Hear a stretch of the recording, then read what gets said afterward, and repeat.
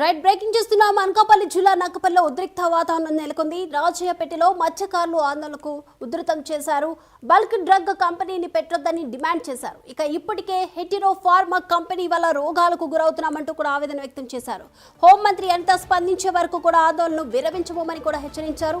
మత్స్యకారులకు అండగా YCP, CPM, CPI పార్టీల నాయకులు నిలిచారు. దీంతో రాజయ్యపేటకు అధికార యంత్రాంగం చేరుకుంది. బల్క్ డ్రగ్స్ మార్క్ ఏర్పాటు చేయొద్దు. మత్స్యకారుల జీవనోపాధికి నష్టం కలిగించే బల్క్ డ్రగ్స్ మార్క్ ఏర్పాటు చేయొద్దు.